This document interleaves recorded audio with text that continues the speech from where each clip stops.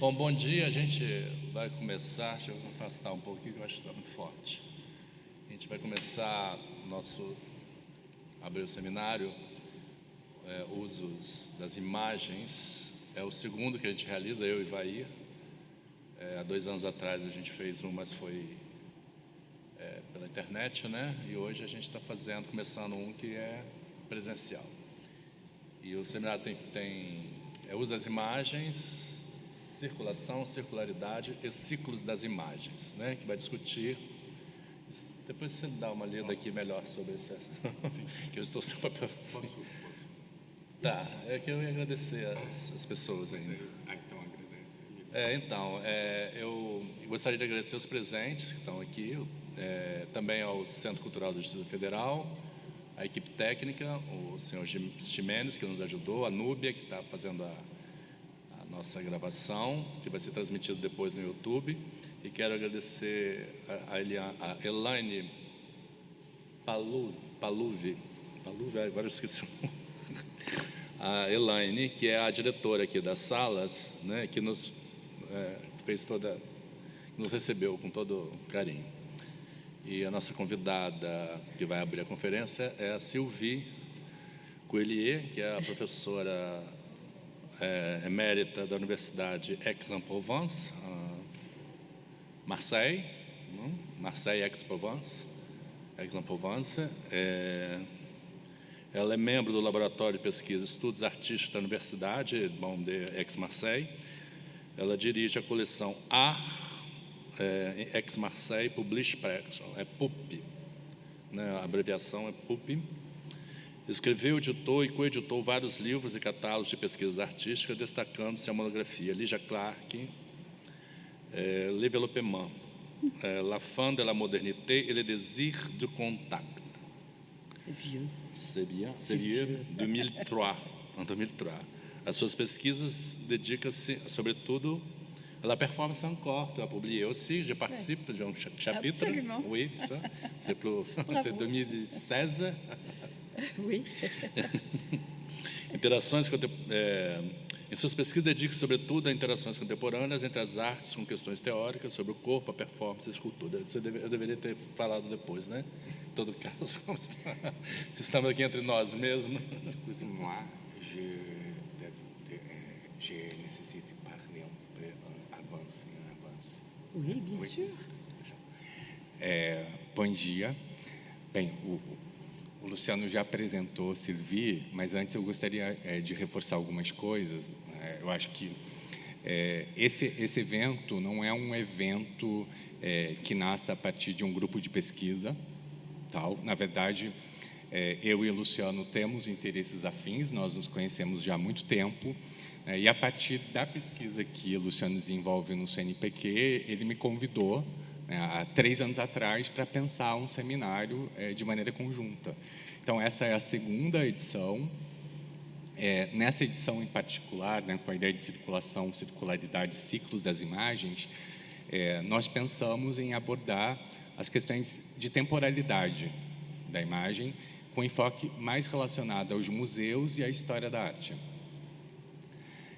Para isso, né, nós convidamos uma série de pessoas para pensar de maneira conjunta, né, pesquisadores e pesquisadoras da área de história da arte, da área de crítica e curadoria, mas também artistas. Eu acho que o grande diferencial da proposta desse seminário é que nós, desde o início, pensamos em trazer essa discussão não só do ponto de vista teórico, mas também da parte de artistas que elaboram os seus processos a partir de imagens, sendo artistas que podem desenvolver uma reflexão teórica sobre a sua própria produção, ou sobre as questões dessa produção, ou não necessariamente, né? Quando eu digo teórica, elaborando um ensaio ou alguma coisa que os teóricos estão mais acostumados. Enfim, nós gostaríamos de agradecer, né, a presença de vocês, né? Serão 3 dias de colóquio. E também gostaríamos de agradecer as agências que possibilitaram, né, que financiaram e possibilitaram que esse seminário acontecesse de maneira presencial. Então, sobretudo a FAPERJ, né, que é o apoio principal, mas também o CNPq, a partir da Bolsa Produtividade do Luciano. Também gostaríamos de agradecer aos 2 programas de pós-graduação aos quais nós estamos vinculados, né? O PPGAV, o Programa de Pós-Graduação em Artes Visuais, da UFRJ, e o PPGCA, né? Estudos Contemporâneos das Artes, Isso, da UF. da UF. Então, Cujo coordenador está aqui presente, acabou de chegar. Então, desejamos um bom seminário, aí, um bom colóquio para vocês. Bon, é isso. Je remercie Sylvie et toi, à vous, parce que je tutoie avec toi, à vous pour venir.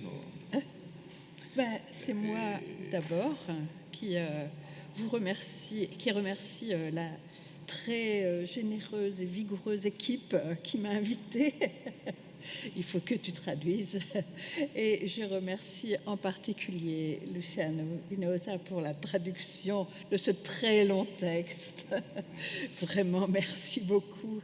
Et merci d'avoir pensé à m'inviter. Merci. Merci a toi. Je m'excuse, desculpa, eu vou passar para ali, eu vou fazer a mediação no final, mas eu vou passar para ali porque a gente não teve muito recurso para pagar a tradução simultânea, e eu fiz a tradução, como ela acabou de falar, e eu vou projetar o texto, vou controlar um pouco textos e imagens ali com o Rafael, e depois eu retorno para a mesa. C'était un peu compliqué. Voilà.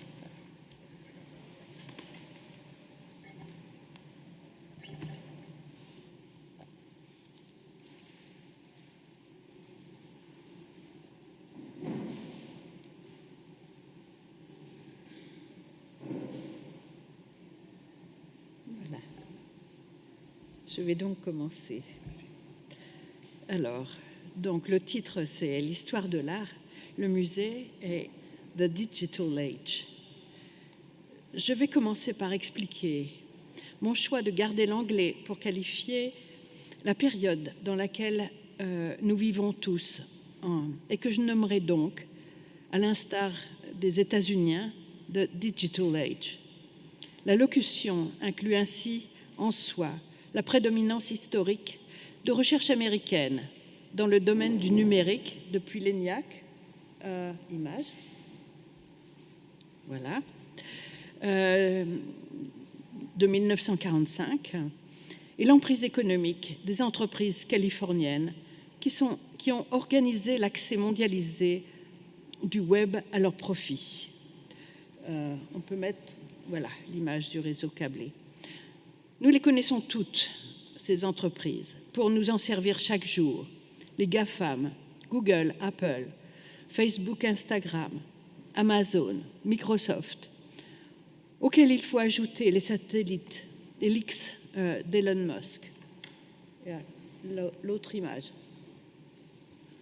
Voilà, son projet. Ces entreprises sont toujours les plus influentes, bien que la concurrence chinoise et bientôt indienne se dessine. Comme l'écrit le spécialiste de visual culture, Jonathan Crary, dans un récent ouvrage très pamphlétaire, l'omniprésence du numérique et son enracinement dans presque toutes les sphères de l'activité personnelle et institutionnelle rendent impensable toute notion d'impermanence ou de marginalisation.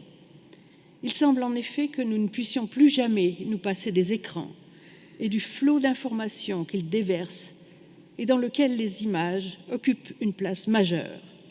The Digital Age a opéré un bond à partir de la popularisation des smartphones et des réseaux sociaux au cours des années 2000, car ils permettent aux non-spécialistes de l'image et du numérique non seulement de recevoir des images, mais aussi d'en produire.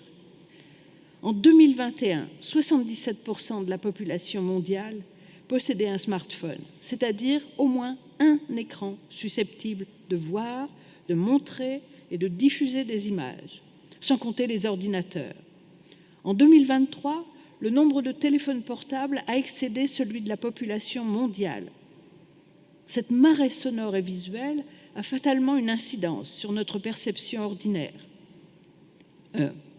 sur notre compréhension spontanée de ce que Adorno appelle le vivant empirique, sur notre conception et notre imaginaire du temps et de l'espace. The Digital Age est devenue la culture mondialisée la plus partagée. Nous pouvons tous en constater certains effets. Lorsque nous voyageons, par exemple, les passages entre continents révèlent le phénomène sur lequel a beaucoup travaillé le philosophe Bernard Stiegler, la synchronisation du temps, essentielle à tous les déplacements géographiques des hommes et des marchandises. Si l'on doit individuellement se réajuster au décalage, les anciens calendriers, images, voilà, sont devenus des archives. Donc Stiegler écrit « Tous les ordinateurs sont calés sur un calendrier désormais commun, hérité de l'ère chrétienne, est devenu totalement fonctionnel et profane simultanément. Depuis l'interopérabilité et les questions de navigation qui se posent sur les réseaux, est née une cardinalité nouvelle, générale, basée sur un système d'adressage et de routage des messages géré aux États-Unis par l'ICANN, c'est-à-dire l'institution qui gère toutes nos adresses IP. C'est bon? Voilà. Cet effet, alors Stiegler craignait que cette synchronisation du temps et la synchronisation des données aboutissent à la synchronisation des consciences. Cet effet sur le temps et l'espace, et sans doute nos consciences, ne peut qu'affecter directement ou indirectement les disciplines reposant sur le temps, telle l'histoire de l'art. Et si celle-ci fait modèle ou référence, cela ne peut que modifier ou interagir avec les lieux de monstration de l'art, à moins que ce ne soit l'inverse, comme nous verrons. Il y a une dizaine d'années, l'historien François Hartog a conceptualisé cette nouvelle appréhension du temps sous le terme de présentisme. C'est l'événement du 11 septembre 2001 et sa prise en compte immédiate par l'écrivain Don DeLillo, ce positionnement dans un immédiat après, qui lui a fait apparaître le fait que, je cite, « l'histoire ne soit plus qu'une série d'événements qu'on refuse de comprendre, qu'on réduit à de l'imprévu, l'essentiel étant seulement d'y réagir le plus vite possible. On est amené à croire qu'il n'y a que du présent, que le passé est inaccessible et le futur fermé. » C'est donc un rapport au temps subjugué par l'immédiateté, l'émotion surpassant les autres modes d'appréhension du réel. Dans un ouvrage récent de 2019, titré « Il faut s'adapter », Barbara Stiegler nous amène une autre conception de la temporalité, une conception non contradictoire avec le présentisme, mais reliée au discours théorique, ou plutôt au processus discursif et aux méthodes qui alimentent les entreprises mondialisées citées plus haut et bénéficiant de l'économie actuelle. Son livre retrace la généalogie du néolibéralisme, on peut voir l'image suivante, et montre comment, au cours des années 1930-1950, s'est mise en place une théorisation de la gouvernance énoncée par Walter Lippmann et qui transforme les principes de l'ancien libéralisme économique du laisser-faire. Le titre de l'ouvrage de Barbara Stiegler, « Il faut s'adapter », synthétise la vision de Lippmann à laquelle s'est opposé et a tenté de résister John Dewey en avançant des propositions plus démocratiques. Une phrase de la conclusion du livre de Barbara Stiegler résumera ici l'argument qui affecte notre façon de ressentir le temps. Je cite, « Pour les néolibéraux, le peuple n'existait pas. L'idée d'un démos, exerçant le pouvoir, Kratos, n'avait a fortiori aucun sens. En lieu et place de la fiction du peuple, il n'existait que des masses apathiques, irrationnelles et en retard, qu'il fallait de toute urgence réadapter grâce à des politiques publiques ambitieuses et à un environnement mondialisé au rythme accéléré. On peut aisément transposer dans le domaine des images et de leur flux accéléré l'autorité d'une avance qui commanderait de s'adapter pour ne pas être dans ce retard culturel stigmatisé par Lippmann. J'ai le souvenir récent, lorsque l'ouverture publique des réseaux 5G a été annoncée en France en 2020, de discussions démocratiques très vives concernant l'utilité de passer à ce système, acceptable pour les hôpitaux, mais peut-être pertinent pour les voitures électriques, mais d'un coût écologique exorbitant pour alimenter les jeux vidéo en ligne et la blockchain. Puis, soudainement, à la fin de l'année, nous étions devant le fait accompli, la 5G était là, les débats ayant eu une incidence nulle. On n'en parlait plus. Même chose pour l'intelligence artificielle, pour ChatGPT, dont le coût extrêmement bas est un incitateur d'addiction, alors même que l'on nous prévient des risques pour notre liberté. On sait plus ou moins que les algorithmes et les procédés d'eye tracking archivent nos désirs conscients et inconscients pour en tirer profit. Jonathan Crary note ainsi: une firme de design informatique annonce qu'elle a concocté des expériences magiques et significatives de paiement au profit des sites de shopping. Et en ce qui concerne l'IA, la chercheuse Sacha Costanza-Choc nous prévient: le domaine de l'IA est peuplé de blancs, d'hommes et de personnes qui ont fait des études supérieures dans les grandes écoles. Les développeurs de ces technologies ne sont pas représentatifs de la population mondiale. Ce n'est donc pas démocratique. Ce qui nourrit l'afflux de nos images en nous demandant de nous adapter à ces progrès est donc investi et biaisé à la fois par le médium et une grande partie des messages. Cette conception du temps qui nous laisse humiliés si nous nous révélons en retard affecte aussi nos comportements et l'image que nous donnons ou que nous avons de nous-mêmes. Image. La caricature de cette synchronisation des comportements et le phénomène de la fast fashion qui touche les désirs d'échapper à l'uniformisation au moyen de la succession des modes. Avec un tempo un peu moins rapide et des prix plus élevés, mais accessibles à un large panel de consommateurs d'art, les plateformes numériques de vente d'œuvres ou d'enchères en ligne se sont multipliées en moins de 10 ans. Et j'ai plusieurs images.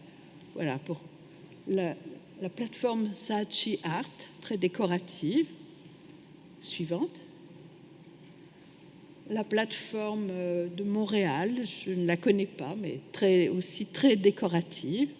J'en ai encore une autre. Ça, c'est ArtPrice. C'est qui montre la spéculation artistique. Alors, si The Digital Age est une révolution culturelle au même titre que l'imprimerie de Gutenberg, elle affecte nécessairement l'appréhension des images artistiques, les musées et l'histoire de l'art. Depuis l'extension de la reproductibilité de l'image au XIXe siècle, une confrontation entre l'art et l'image industriellement reproduite, artistique ou non, persiste de façon ouverte ou latente. Dada et Warhol en ont soulevé les ambiguïtés.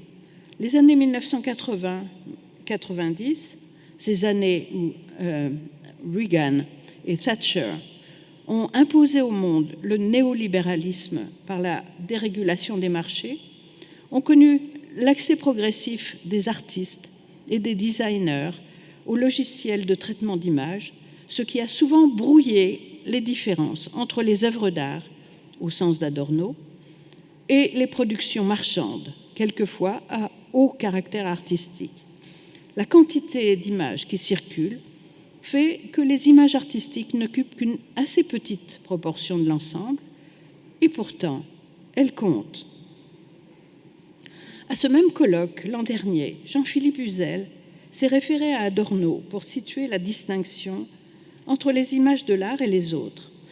Qu'il a nommé « Image Inc.», en reprenant l'abréviation renvoyant à une firme économique, et ce pour signifier les images incorporées dans une sphère à première visée autre qu'artistique, à savoir politique, informationnelle, publicitaire, ou, selon le mot qu'il a employé, conversationnelle.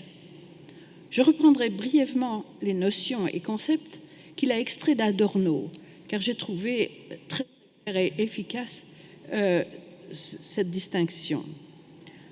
L'image artistique, l'œuvre d'art, est définie par Adorno comme ayant un double caractère, à savoir d'être à la fois un fait autonome.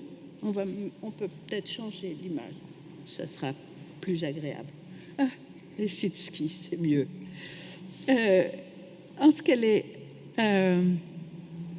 alors, je disais, l'œuvre d'art est un fait autonome en tant qu'elle ne cherche pas à être... pardon, excusez-moi.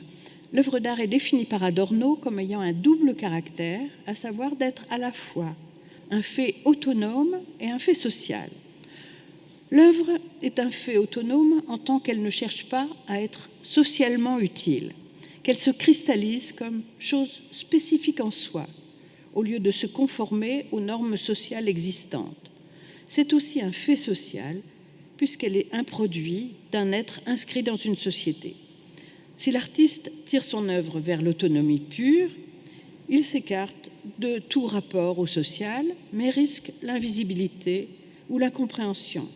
Et c'était largement, pour Adorno, le cas dans les années 1930-1950, avec l'art abstrait, qui était incompris de l'ensemble de la population et considéré comme élitiste.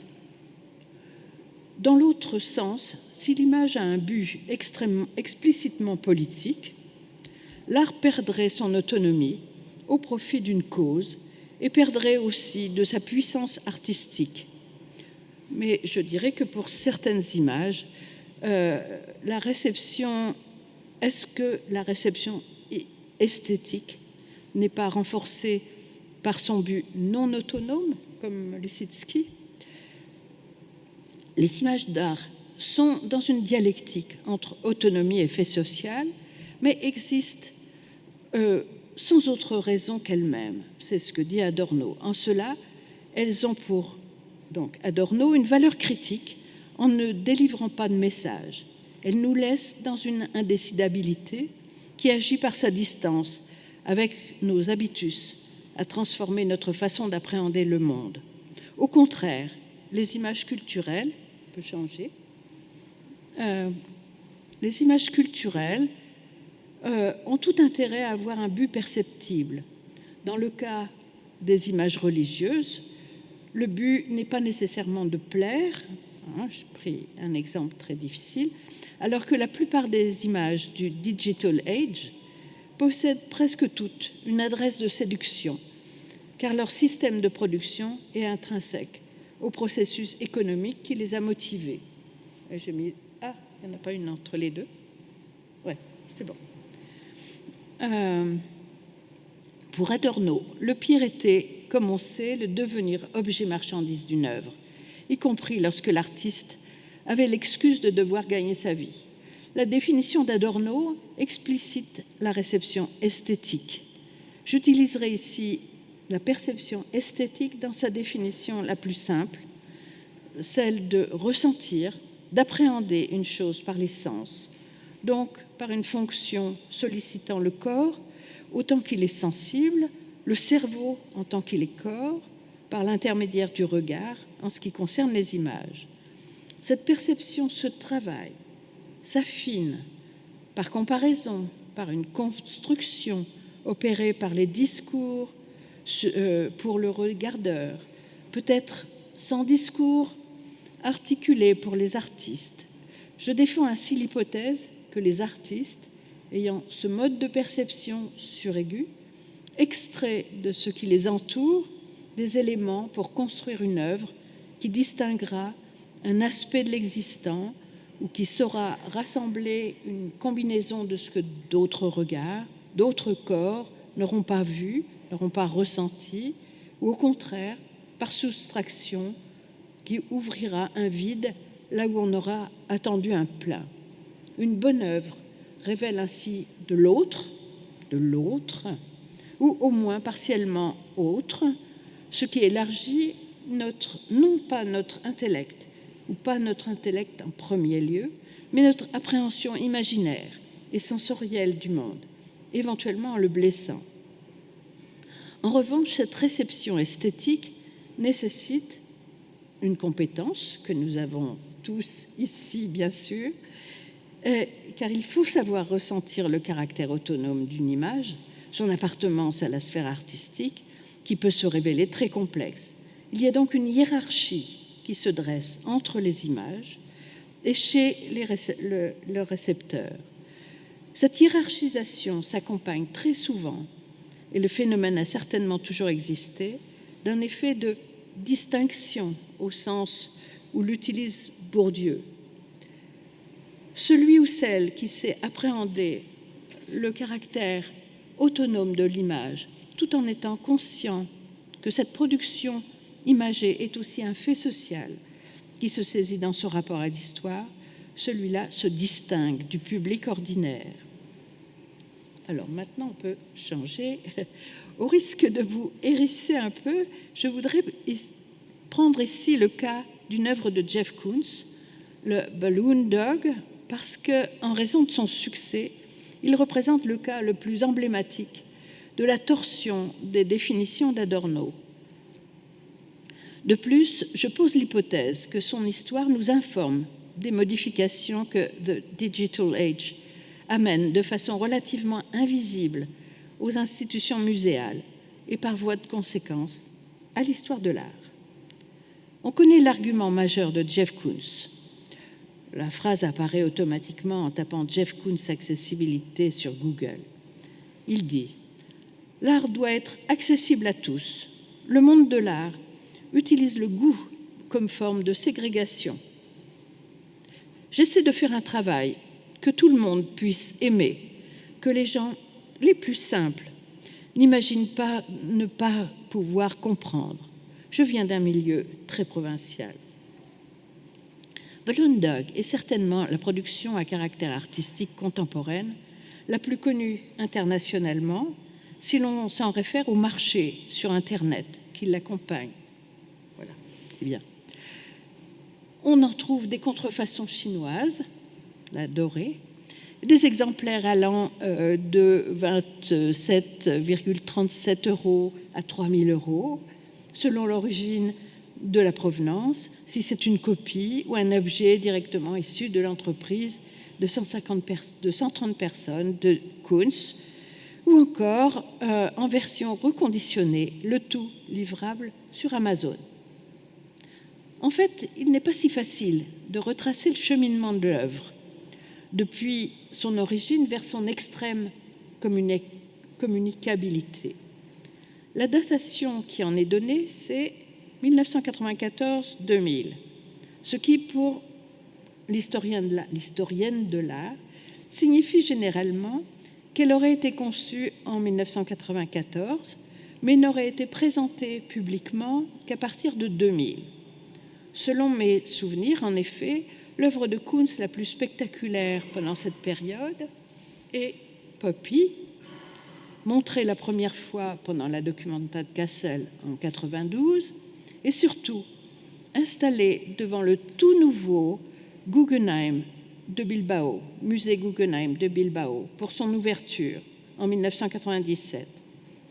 En 2000, c'était plutôt le Split Rocker, ici au Palais des Papes à Avignon, qui illustrait les magazines. Le Balloon Dog aurait donc fait l'objet d'une élaboration assez longue. laquelle, si son sujet n'était pas relatif à un bien de consommation, n'est pas sans correspondre à ce qu'Adorno attend du travail d'un artiste produisant un fait autonome, on peut passer déjà l'image, résultant d'une compétence spécifique. Par ailleurs, Adorno réitère volontiers un autre caractère de l'œuvre d'art. Je le cite: « Le contenu des œuvres d'art est bien histoire. Analyser des œuvres d'art signifie essentiellement prendre conscience de l'histoire immanente emmagasinée en elle. En tant que forme, Koons prolonge le principe du ballon gonflable de forme animale réservé aux enfants en le contredisant par son matériau de l'acier, comme il avait fait pour son lapin, Rabbit. Il mêle son idée de 1986 d'une naïveté pornographique avec celle de l'entertainer qui fait des formes magiques d'animaux pour les scènes enfantines. Son autonomie, l'autonomie du Balloon Dog, dans le domaine de la sculpture, a au moins deux ancrages historiques, Brancusi et Warhol. La résistance de la sculpture au poids, le poli du miroir, qui fait oublier le réel du matériau, pour renvoyer à l'espace extérieur, avec la superficialité revendiquée par Warhol. La référence aux jouets et à l'enfance, au spectacle, n'est pas nouvelle. Et il y avait déjà Calder et son cirque, par exemple. Mais ici, le traitement et la dimension apportent un étonnement et une distance signifiante vis-à-vis de la société des adultes. Koons ne s'affiche surtout pas critique, Warhol non plus, mais comme fait social, Balloon Dog réfléchit une société régressive, on peut passer à la suivante, refusant les responsabilités en acceptant et consommant du spectacle aux apparences superficielles, mais en réalité pesantes et durables. Balloon Dog, réalisé avec des technologies de pointe, accompagné d'un soin artisanal, renvoie à une société proprement postmoderne. Selon la phrase de Frederick Jameson, le postmodernisme, c'est ce qui vous reste lorsque le processus de modernisation est complet et que la nature a disparu pour de bon. Même l'animalité domestique est transformée dans une synthèse supposant la transformation du vivant en objet de consommation ou d'entertainment industriellement reproductible. Alors, je viens de faire une interprétation du Balloon Dog en œuvre d'art. Son exposition, sa médiatisation et le commerce qui en découle traversent la transformation des institutions artistiques et des musées. C'est véritablement à partir de son exposition en 2006, en version magenta, devant le Palazzo Grassi sur le Grand Canal pendant la Biennale de Venise, que l'image du Balloon Dog a révélé sa puissance de médiatisation grâce à sa mise en scène. En 2005, l'année d'avant, François Pinault, collectionneur et propriétaire de Gucci, d'Yves Saint-Laurent et de Christie's, a acheté le Palazzo Grassi aux Agnelli, qui étaient les propriétaires de Fiat, des automobiles. Pinault l'emporte ainsi sur le système Guggenheim, qui, dans les mêmes années, étend ses musées après le succès de Bilbao. Après avoir fait restaurer le bâtiment par l'architecte japonais Tadao Ando, Pinault inaugure le Palazzo Grassi en 2006. Comme il avait fait l'ouverture du Guggenheim de Bilbao, Koons fait l'ouverture du Palazzo. Il est ainsi partie prenante du système de concurrence intrinsèque au néolibéralisme et dont l'un des symptômes représentatifs du Digital Age est la demande constante de notation et d'évaluation. François Pinault a plusieurs fois ainsi orchestré des mises en scène qui font monter les enchères des artistes dont il possède au moins une œuvre. Ainsi, il a acheté 2 papes de Maurizio Cattelan. Il en a exposé un en Pologne. Ça a fait un scandale, ça a fait monter les prix et il a revendu un sur les 2 avec un très gros bénéfice. Alors, évidemment, Pinault est très futé. Cela nécessite des images fortes, simples, qui se détachent bien d'un environnement compliqué afin de faire rapidement le tour des réseaux en ligne. Une telle image appelle la reproduction commercialisable. En 2008, résultat, en 2008, une version or du Balloon Dog est achetée et installée sur le toit du Metropolitan Museum de New York. Dans son principe initial, le Metropolitan Museum est dédié à l'art précédent le XXe siècle. Mais c'est un phénomène général des musées dans le monde entier d'intégrer des œuvres contemporaines, soit au moyen d'un département spécial, soit, comme au Louvre, par des expositions temporaires jouant avec des œuvres patrimoniales. Pendant les années 80-90, une période où le mot postmodernisme revenait de façon continue dans les énoncés théoriques sur l'art, un ouvrage de Boris Groys de 1992 réexaminait la notion de nouveau. On disait alors en effet que le terme n'avait plus de sens en art, qu'il était lié aux avant-gardes de la modernité. À l'époque, se dessinait pourtant le mouvement artistique du post-humanisme, dont on peut dire que Elon Musk en est hors art et donc sans critique l'apologue aujourd'hui.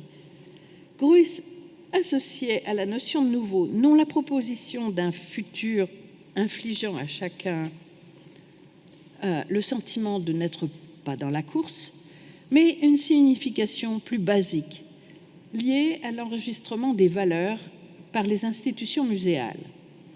Un musée, et tous les grands musées depuis le XVIIIe siècle, a la fonction de préserver les œuvres remarquables contre l'oubli du temps. Le musée procède à un archivage des valeurs culturelles de la société dans laquelle elles s'inscrivent. Les œuvres préservées sont représentatives de ce qu'une communauté compétente considère comme des valeurs importantes pour sa société, voire comme valeurs universelles au bénéfice de l'humanité. À cette fin, le musée d'art opère une hiérarchie, car il ne peut pas archiver toutes les productions artistiques. Le principe fondamental de l'organisation des archives culturelles, écrit Groys, consiste en ce que celles-ci admettent nécessairement le nouveau et ignorent les imitations et les épigones.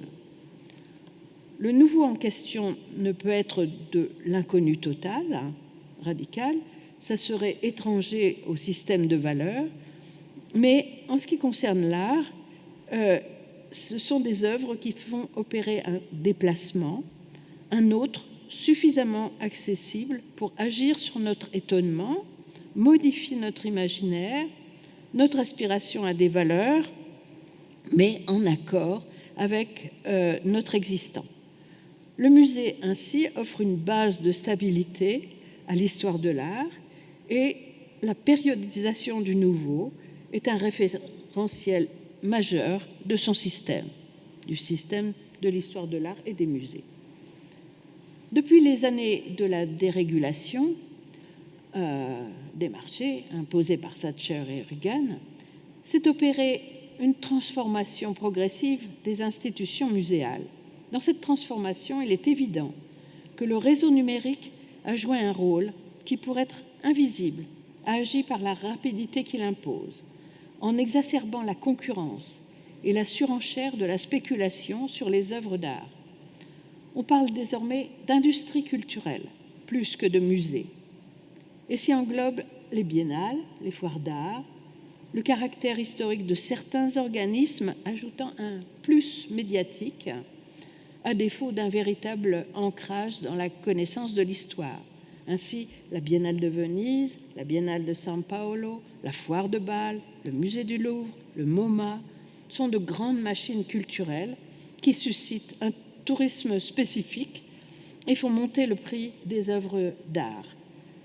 Mais en 2007, Jean-Jacques Ayagon, qui a dirigé le Centre Pompidou et des grandes expositions à Versailles, constate: il y a un emballement qui tient à l'emballement du marché et à l'émergence de nouveaux collectionneurs, chinois, indiens, sud-américains. Pour eux, l'achat d'œuvres devient un signe de distinction au sens où l'employait le sociologue Pierre Bourdieu. Les musées ne peuvent plus suivre. La vocation publique du musée, avec son enjeu de préservation des valeurs et leur démocratisation auprès d'un grand public, est désormais concurrencée par un secteur privé qui en tire profit pour son image. Celui-ci exerce sa pression sur les grandes instances culturelles traditionnelles, sur le système de valeurs, comme nous avons pu le voir pour le Metropolitan Museum.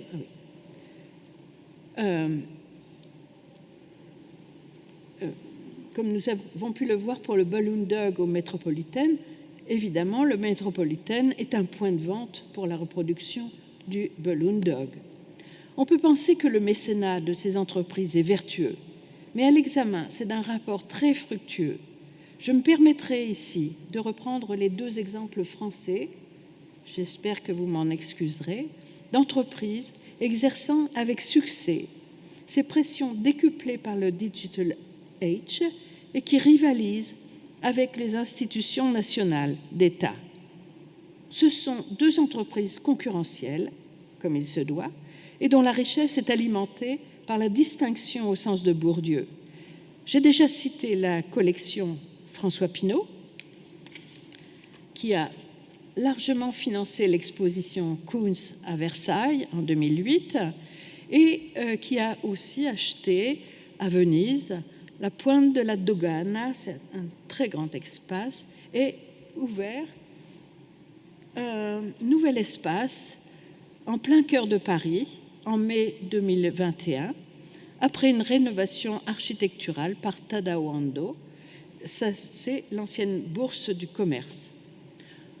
L'autre entreprise, celle de Bernard Arnault, vient de devenir l'homme le plus riche du monde en 2023, avec 187 milliards d'euros de bénéfices et dépassant, alors les autres prix sont en dollars, en milliards de dollars, il dépasse Jeff Bezos, je vous laisse voir les chiffres, Elon Musk, Mark Zuckerberg et Bill Gates. Bernard Arnault, c'est Vuitton, LVMH, le champagne Mouette, le cognac Hennessy. La fondation Vuitton l'emporte en ce moment sur Pinault, avec des expositions déployant d'énormes moyens, ce qui draine un très large public, très nombreux publics, et exerce une pression sur l'histoire de l'art. Elle a pu déplacer un nombre impressionnant d'œuvres du musée de Saint-Pétersbourg pour une exposition de Tchoukine. Et le mois dernier, elle vient de montrer, il y a 2 mois, de montrer la plus importante rétrospective de Rothko à ce jour. Alors, Pinault est plus contemporain, je dirais. Mais ces deux entrepreneurs nouent, comme s'il s'agissait d'un fait naturel, le lien entre distinction au sens de Bourdieu, lieu d'art et réception esthétique. Il fixe donc luxe, il mélange luxe et œuvre d'art, art et magnificence du mécène. Si The Digital Art fait exercer une pression traduite en sentiment de retard culturel, celui-ci est exacerbé par le ressort de la distinction, un ressenti bien plus ancien que la course à la nouveauté technologique, car il englobe cette dernière sans s'y limiter. Bien sûr, toutes les grandes institutions ont, depuis le tout début du numérique, une part dédiée à ce que l'on a appelé longtemps les nouvelles technologies. Depuis l'exposition Les immatériaux de Jean-François Lyotard en 1985, le Centre Pompidou a associé à des scientifiques pour des manifestations, s'est associé à l'art à des scientifiques pour des manifestations entre chercheurs et art, et dont s'occupe aujourd'hui le département Les Nouveaux Médias. En février 2023, le Centre Pompidou est devenu la toute première institution dédiée à l'art moderne et contemporain à faire l'acquisition d'un ensemble d'œuvres, 18 projets en tout, traitant des relations entre la blockchain, écologiquement désastreuse, et la création artistique, et donc ce qu'on appelle les premiers NFT, Non-Fungible Token. Alors, l'œuvre de Claude Klossky est assez drôle, puisqu'à chaque fois que l'on clique sur une image, il est mentionné qu'elle est déjà vendue et donc inaccessible. Ceci répété 16 fois, mais on peut la voir quand même sur Internet. Une autre NFT achetée par le Centre Pompidou, celui de l'américaine Jill Majid, me paraît représentative de la dimension actuelle de l'étendue et de la domination du digital age. L'artiste extrait des jeux en ligne très populaires, les bouquets de fleurs, qui sont ainsi hackés. Dans cette œuvre, on constate l'étendue de la numérisation de la nature, sa distance avec le vivant et en même temps la fidélité à ce type de représentation imitative du monde vivant. Peut-être quelques personnes ici se souviendront combien la course au naturalisme au cours des années 1980-90 a fait l'objet de recherches par les ingénieurs du numérique, combien les progrès de texture, de réalisation des ombres, du mouvement étaient à la fois rapides et pourtant très longtemps inefficaces. Les musées se sont construits sur l'histoire européenne de l'émancipation de l'art vers son autonomie. Ils sont construits sur le principe de la réception esthétique. Et c'est le modèle qui s'est diffusé à des variantes près dans les autres continents. Ils se sont aussi construits sur deux failles, une invisibilisation des femmes et une longue ignorance des productions que nous nommerons de la diversité, bien que pour certains artistes de la dite diversité, le Guatemala par exemple, le mot art n'existe pas. Depuis la fin des années 1980 et depuis les protestations des Guerrilla Girls, les institutions muséales ont à cœur, plus ou moins rapidement, de rattraper leur retard concernant les œuvres des femmes.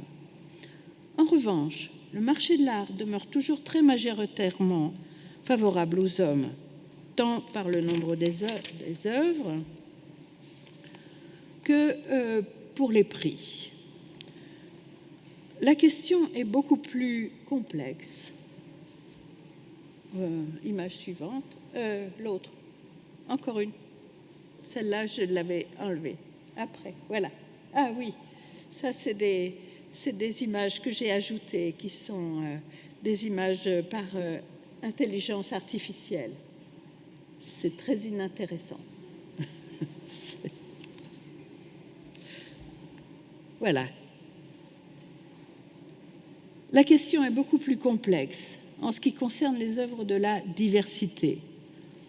Dans son livre « Les formes du visible, une anthropologie de la figuration » publié en 2021, Philippe Descola, qui a vécu longtemps avec les Achuar, un peuple entre le Pérou et la Colombie, a opéré et en analysant les images et productions plastique de nombreuses régions de la Terre et il a fait une classification mondiale du mode d'apparition des images.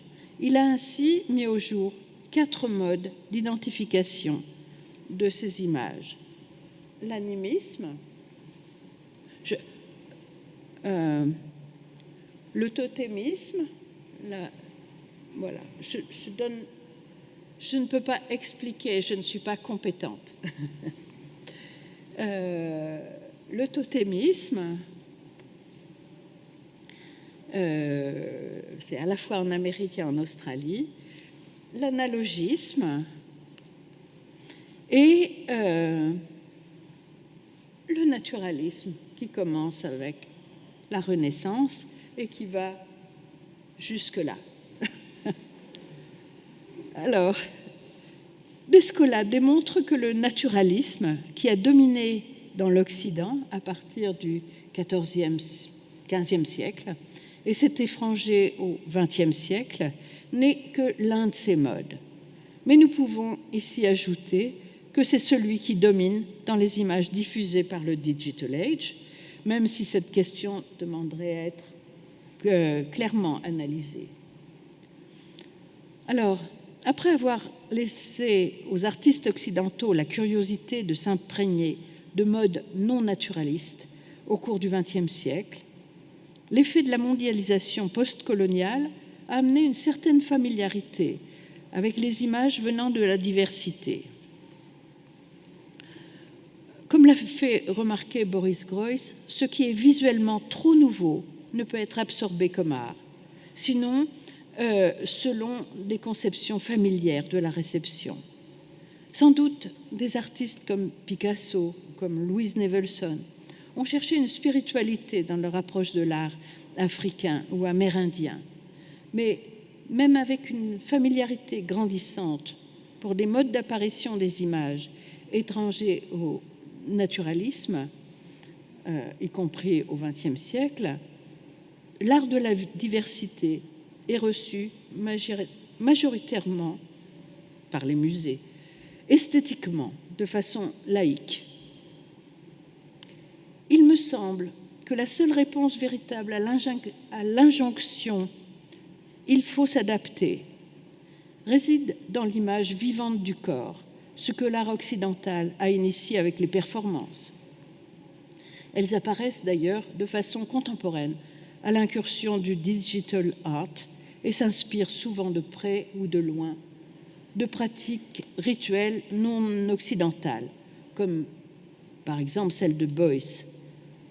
Ainsi, une meilleure connaissance des images de corps vivants, de la diversité culturelle, est-elle la meilleure résistance à une temporalité inutilement rapide? Comme l'a montré Marilyn Bohr, cette image du corps se donne comme un monument du passé, une archive. La mondialisation ne laisse personne intouché, mais au-delà ou en deçà d'une contrainte à l'adaptation, présupposant un retard culturel méprisant, toutes les hybridations rendent visibles des solutions adaptatives, autres et inventives. Ainsi, Descola a remarqué l'affinité de la culture hachoir avec le film et j'ai l'impression qu'il en est de même pour les Yanomami qui ont avant qui s'expriment plus dans les films. De même, les artistes australiens Yuen Dumu, qui peignaient autrefois sur écorce, se sont mis à peindre sur toile, à la suggestion d'un collectionneur. Le gain est peut-être ambigu, plus d'argent pour eux. Est-ce qu'il y a une perte de leur rituel ou est-ce que c'est un bénéfice pour notre regard, notre connaissance? Chéri Samba vient du Congo, Congo-Kinshasa, qui est un pays qui a été longtemps colonisé par la Belgique. Et il avait un travail artistique qui consistait à peindre des enseignes pour des boutiques au Congo, de type naturaliste européen. Il a su renverser l'esprit colonialiste en transformant, mais aussi en conservant le fondement naturaliste. C'est assez... Et je finirai sur cette image que j'ai trouvée très belle, d'un artiste mexicain d'origine, je ne sais pas trop. Je dirais, l'histoire de l'art a la nécessité de s'amender avec des connaissances anthropologiques, au risque d'apparaître comme un domaine scientifique extraordinairement complexe. Mais elle y est poussée par les artistes. Dans sa conclusion, Descola convoque quelques auteurs, amenant une autre façon d'aborder l'histoire de l'art, non plus comme un régime de temporalité cumulatif, mais en considérant le pouvoir d'agence des images. Je le cite, « Les arts visuels ont la capacité de rendre sensibles des états et des activités mentales dans une image de façon qu'elles paraissent dotées d'une autonomie intentionnelle perçue comme une capacité d'agir. » Ce n'est pas tout à fait esthétique, c'est autre chose. C'est, je pense, la direction que doit prendre désormais l'histoire de l'art. Voilà. C'est vraiment...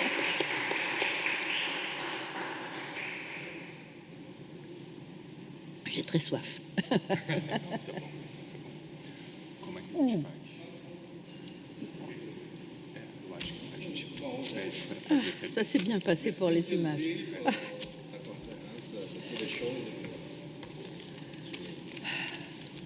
Les images ont bien marché.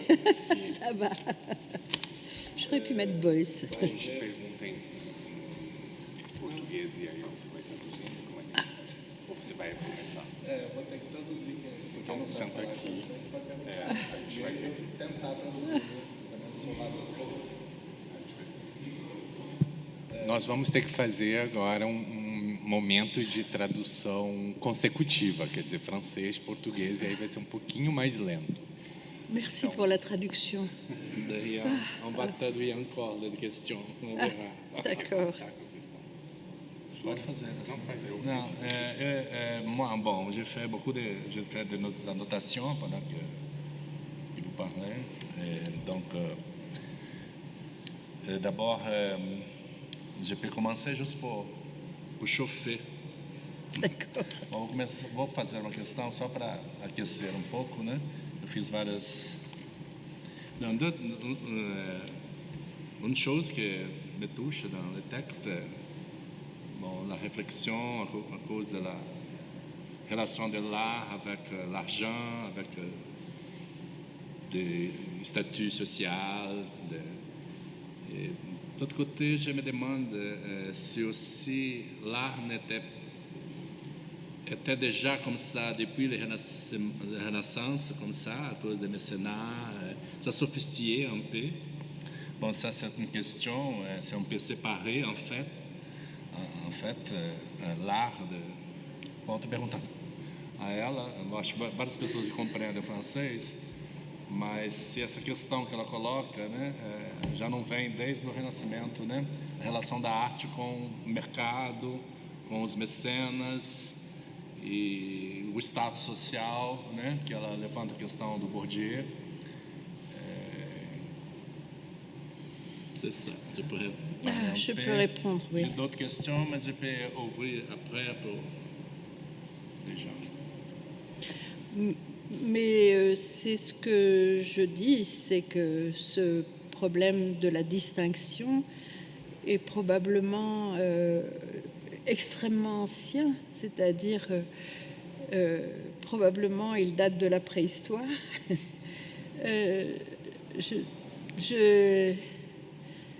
Il y en avait, c'était comme ça chez les Romains, et effectivement à la Renaissance. Et c'est une question difficile parce que c'est grâce à l'esthétique qu'on différencie le mode de la distinction de l'art, enfin, où on fait la différence entre, voilà, j'ai une véritable œuvre d'art de tel artiste, et puis, je ne sais pas si c'est mal, je ne sais pas si c'est, je pense que c'est un problème aujourd'hui de montrer que c'est automatiquement la seule façon d'absorber l'art, de rencontrer l'art. L'autre façon, c'est l'esthétique, et j'ai montré comment l'esthétique, finalement, est liée aussi au naturalisme, en musée. Et donc, il faut peut-être apprendre encore une autre façon d'appréhender les images. C'est compliqué. Bom, o que ela disse é que é um processo bastante antigo, já ela não só a Renascença, mas poderia ser remontado pelo menos aos romanos, e que o modo estético é um dos modos possíveis, tal, não é o único modo, e que esse modo estético, né, a percepção estética estaria relacionada aos museus, né, e principalmente ao naturalismo. Então, eu acho que o que ela destaca é isso, que o modo estético é um dos modos possíveis para se relacionar com uma obra de arte. Isso, e o naturalismo é que estruturou os museus na Europa, né? A tradição europeia. Et c'est difficile pour moi d'appréhender les œuvres de la diversité autrement que esthétiquement. Non, C'est pour nous très aussi, mais difficile. pour nous, c'est pas facile, parce que c'est nouveau, c'est très nouveau, Oui. né? Cette situação. O que ela está chamando de arte das diversidades, né? São arte de outras culturas, né? Que hoje, de outras culturas, mesmo das culturas intrínsecas aqui a nós, por exemplo, né? A questão, por exemplo, da afrodescendente, que traz a questão da religião, que nem todo mundo conhece, né? Os indígenas, que trazem também suas histórias dentro que começaram a pintar, que também não pintavam, né? E passaram a pintar, e trazendo outras formas, né, de organizar o mundo que a gente não conhece, né? Nós brancos que vivemos aqui, ou mesmo que vivemos em cidade, não somente brancos, mas que estão vivendo em cidades, frequentando universidade, que a gente não tinha muito contato com isso também. C'est difficile pour moi, au moins c'est difficile aussi. Je veux ajouter une chose, c'est votre question de l'usage des images qui m'a amené à cette réflexion. Je n'y avais pas pensé avant. Pour moi, c'était une vraie recherche. Et il faut le dire. Bom, c'est bien. Sylvie acrescentou que, na verdade, foi o convite para o seminário que a fez pensar sobre essas questões, né, que ela não era um processo anterior. Então, tudo é meio recente, a gente pode apontar esse caminho para ela. O César tem uma pergunta. Se mais alguém quiser perguntar, aí... Então. Na verdade, eu tinha duas perguntas curtas. Porque a professora... Tá dando para ouvir? Pode falar em francês, se você quiser que você fale francês, né? Você fala? Oui, je peux parler français. Alors, je voudrais poser deux questions, peut-être plutôt courtes, Oui. parce que vous avez parlé du rapport, disons, d'une œuvre qui devient institutionnelle. J'entends pas très bien. Elle fait partie de l'image. Oui, Ça va? j'entends. Ela não está escutando muito bem. Vou talvez falar mais, aumentar um pouco o volume. Mais alto. A voz de professeur não chegou hoje. Oui. Je voudrais poser peut-être la question, disons, pas du rapport institutionnel du travail d'art qui devient image pour l'institution, mais le contraire, le travail d'art qui devient dispositif de selfie dans l'espace expositif, c'est-à-dire le travail d'art qui devient partie d'une image et se met en rapport avec la nécessité du sujet de se qualifier en tant que quelqu'un qui va à l'institution, qui fréquente le lieu d'art. Et la deuxième question, c'est, je dirais, l'artiste, en fait, qui travaille avec ces conditions institutionnelles privées comme Damien Hirst. C'est-à-dire, c'est quelqu'un qui expose à la Ponta della Dogana, qui est payé pour ça, qui fait de multiples... pour exposer dans différents lieux en même temps. C'est-à-dire, c'est quelqu'un qui profite du marché. Et je trouve que ce sont deux aspects, disons, de votre travail qui méritent d'être commentés, si ça vous plaît. Le travail qui mérite d'être développé. Bem, só para resumir as duas questões do César, né? Eu posso resumir, eu posso falar em português e não tirar esse trabalho. Na verdade, eu perguntei duas coisas, porque ela, na fala dela, endereça o problema de um trabalho de arte que se torna parte da imagem institucional e que negocia a sua própria forma para se tornar imagem da instituição. E me chama a atenção um outro aspecto disso, que é o trabalho de arte se tornando parte de um dispositivo de selfie dentro da instituição. O trabalho de arte fazendo parte, transformando a sua própria forma para ficar imagem que qualifica o sujeito que vai na exposição de arte. E a segunda pergunta... Peraí, vamos primeiro para a primeira pergunta, que já é bem complexa. Tá. Il y a deux questions. Oui, tu l'as compris ou il faut... La première... la plus simple maintenant. Je vais commencer par la première. Okay. Donc, c'est le rapport de l'artiste avec le lieu d'exposition, c'est ça. J'ai décidé de ne pas développer cet aspect cette fois parce que c'est effectivement très compliqué. Si les artistes de la diversité,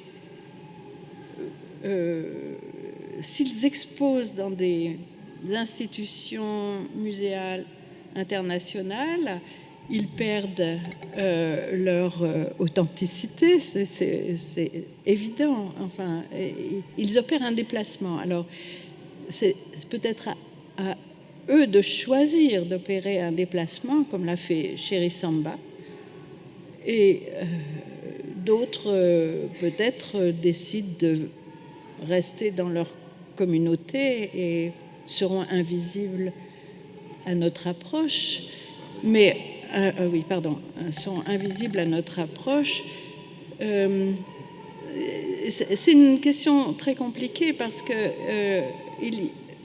tout dépend des institutions. Il y a des institutions qui favorisent très fortement le rapport économique. Qu'est-ce qu'on entend? Des manifestations. Ah oui, d'accord. Le rapport économique, parce que beaucoup d'institutions nationales ou privées dépendent aussi du système des galeries, dépendent du système marchand, et donc exposent les artistes selon le sens de la spéculation. Ça se voit tout le temps. J'ai des exemples en tête de la semaine dernière, du mois dernier, où par exemple, une institution nationale en France, désolée, j'ai des exemples français, c'est un château avec des œuvres d'art très intéressantes et tout d'un coup, le gouvernement demande, parce que tel artiste est bien considéré par les galeries, que tel artiste soit exposé aux dépens d'autres propositions qui seraient pourtant plus pertinentes. Et ça arrive, voilà, ça arrive constamment depuis 2010 à peu près. Bem, olha, sobre a primeira questão que o César apontou, ela disse que nessa comunicação ela decidiu não seguir esse caminho, né? E aí a resposta dela reforçou um pouco o que ela tinha dito, no sentido desse um pouco dessa condição institucional, né, econômica, que acaba interferindo. E ela fala que acaba interferindo sempre, que é inevitável, embora, né, os exemplos que ela tenha dado e que ela conhece mais sejam na França. Enfim. Oui, on peut résumer. Oui. A segunda, podemos ir para a segunda. Oui, pour Damien Hirst, je veux bien répondre. Je veux bien répondre pour Damien Hirst, parce que j'ai vu il y a longtemps une exposition à la Tate moderne avec un choix d'œuvres très intéressant. Le très gros requin, j'ai vu un monochrome noir de mouche. C'était de bonnes œuvres. Et puis, j'ai vu une exposition de Damien Hirst il y a 2 mois dans un château près d'Aix-en-Provence. et là, tout était commercialisable et démagogique. Il y avait entre autres les dernières productions très décoratives, chacune se référant aux femmes importantes dans l'histoire. C'est extrêmement démagogique. C'était telle image pour l'impératrice de Chine, telle autre pour la grande princesse qui a suscité le Taj Mahal, etc. Je trouve, en plus, c'était de la pure décoration, c'est-à-dire que là, c'est purement pour la distinction. C'est très facile à voir.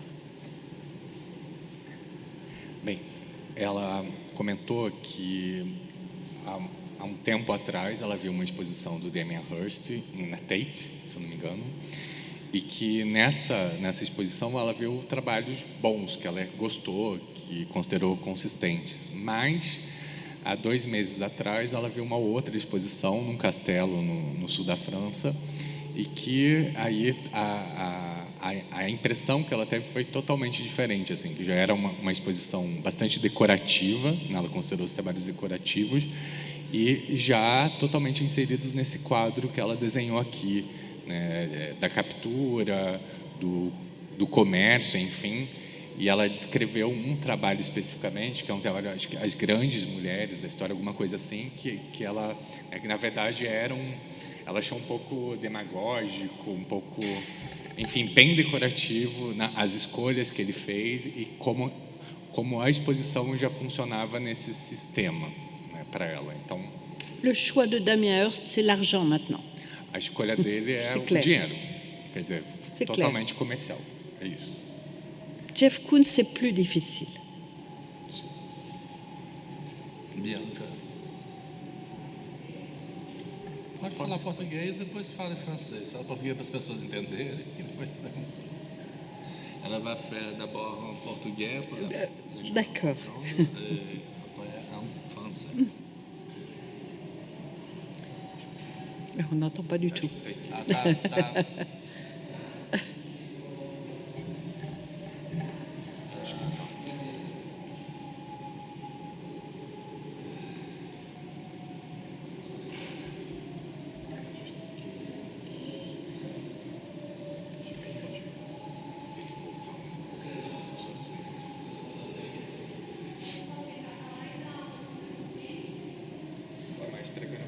Mais para gravar.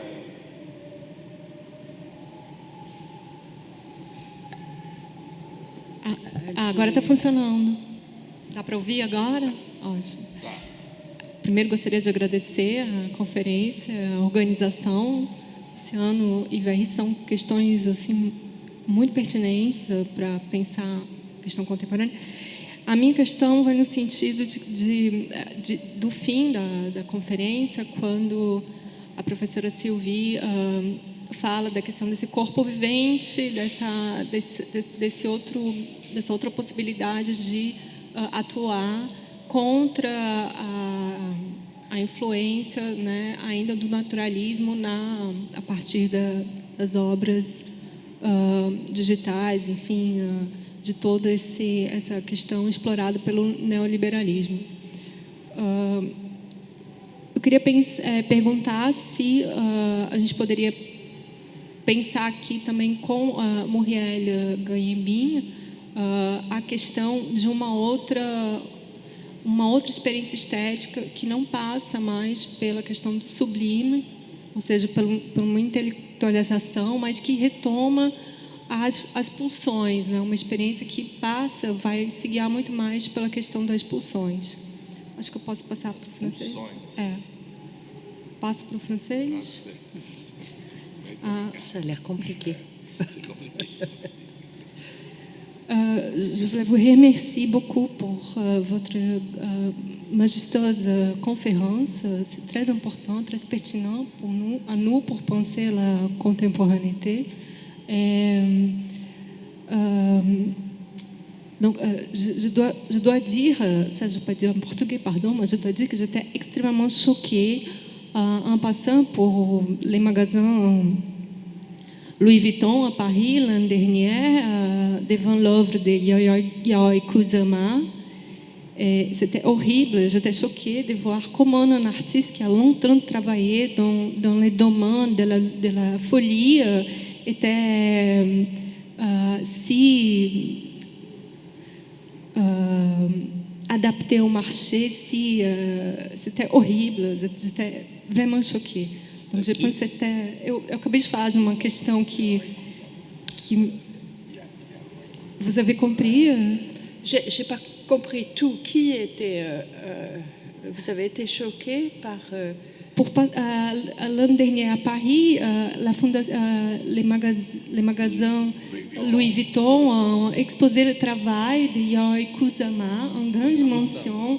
Ça fait une chose très commerciale, très néolibéraliste. J'étais choquée de voir l'appréhension du marché d'un artiste qui a longtemps travaillé dans le domaine de la folie et qui était tout à fait le contraire.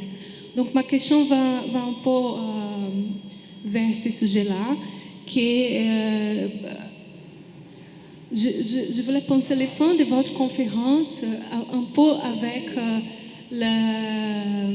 la théorisation qui fait Muriel Gagnaembin d'une autre possibilité de l'esthétique face de l'expérience esthétique face à la domination du marché et le néolibéralisme très exacerbant des images digitales et de ce naturalisme qui revient, comme vous avez bien nous exposé. Donc à Muriel Gagnaembin, ça se passe aussi de repenser l'esthétique, l'expérience esthétique, qui passerait plus pour la sublimation ou pour la question d'intellect, mais surtout, ça se passerait par les pulsions. Muriel Gagnaembin s'adresse à Sade, par exemple, pour repenser l'expérience esthétique dans la contemporanéité face aux images de ce nouveau naturalisme. Donc, j'aimerais bien de vous écouter sur ce sujet.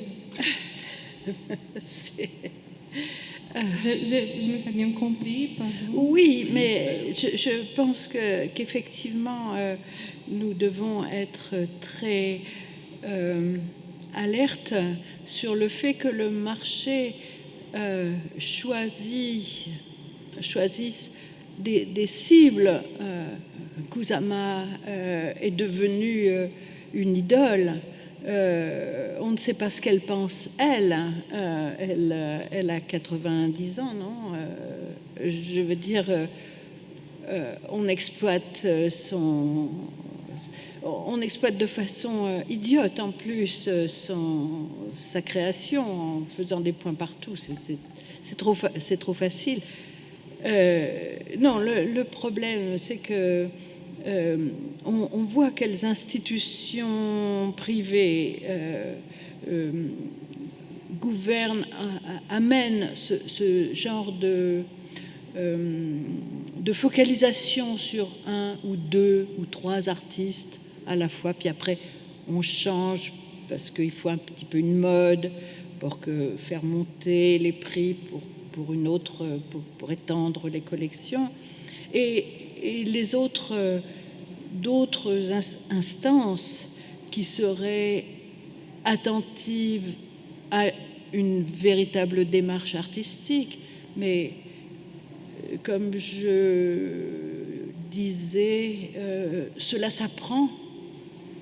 On déverse ça pour le grand public qui croit que c'est ça l'art, mais en réalité, il faut faire des efforts pour comprendre. Et vous savez, si vous êtes professeur, à quel point c'est long et difficile de distinguer ce qui est... je ne vais même pas dire une réception esthétique, ce qui est une vraie démarche d'artiste, ce qui est où on voit que quelqu'un est engagé dans une réflexion sur le monde qui l'entoure et qui le manifeste corporellement ou par de la peinture ou par du modelage ou par des transformations de son espace. Tous les artistes essayent de comprendre le monde et ils nous aident à le comprendre. Mais alors que ce type d'exposition, au contraire, nous disent ce qu'il faut penser à l'avance. Effectivement, c'est pas intéressant, mais tout le monde, on se fait prendre. Moi, je vais à l'espace Pinault, je vais à l'espace Vuitton. Je veux dire, c'est écrasant. On peut faire les deux dans ces espaces. On peut à la fois faire l'appréhension de quelque chose de bien et de quelque chose qui nous fait avancer, et puis de quelque chose qui est démagogique, comme je disais pour Damien Hirst. Il y a des endroits qui sont quand même très, très démagogiques. Enfin, démagogique, je ne sais pas comment dire d'autre. Vamos lá, o que eu lembro. Tu as déjà. Ah, oui, je veux bien. Ela comentou que essas instituições, né, que investem em arte, na verdade, acabam elegendo alguns poucos artistas e que, de vez em quando, há uma alteração, porque é preciso manter um ciclo de moda, quer dizer, assim, quais são os artistas que eles vão investir, né, e depois, enfim, qual é a nova onda, qual é a nova moda. E aí, no caso da Kusama, né, pensar assim, a situação, em que condição o trabalho dela é inserido dentro da estrutura da Louis Vuitton, né? Ela já é uma artista com 90 anos ou mais de 90 anos, enfim, e que o trabalho também consegue se inserir, né? Facilmente se inserir nessa lógica. Mas que isso é uma coisa e que há outra coisa que é preciso ser considerada, que artistas, de maneira geral, desenvolvem seus processos poéticos, né? Sua visão de mundo, enfim, e que não necessariamente esse sistema das grandes instituições que investem, que querem produzir o espetáculo, alimentar o espetáculo, e que, na verdade, né, as sedes dessas instituições, esses espaços são sempre espaços que, enfim, nos deixam surpresos, abismados, enfim, que não necessariamente toda essa lógica de outros artistas, essas questões poéticas, se refletem nesses espaços e nesses investimentos. Então, uma coisa, né, apesar dessa hegemonia, dessa grande visibilidade, não quer dizer que não existam outros processos poéticos, sérios, profundos, acontecendo. Né? Acho que aí a grande questão é da forma de visibilidade, né? Os poucos eleitos. Falou da demarcha, né? Sim. Você não tem condição de... Essas mostras, né? Não tem condição de você entender realmente como pensa o artista, porque você não tem acesso a todo modo, a demarcha. Demarcha, como é que eu falo em português? Caminho, né? Desenvolvimento. Caminho, né? O processo, né? Il faut accepter d'être lent. Que essa forma de mostrar, você não tem essa... Bom, não foi bem que você perguntou, mas... porque você perguntou sobre a experiência estética, um outro modo de experiência estética, que seria, não seria o sublime, mas seria a pulsão, né? Pergunta talvez um pouco também.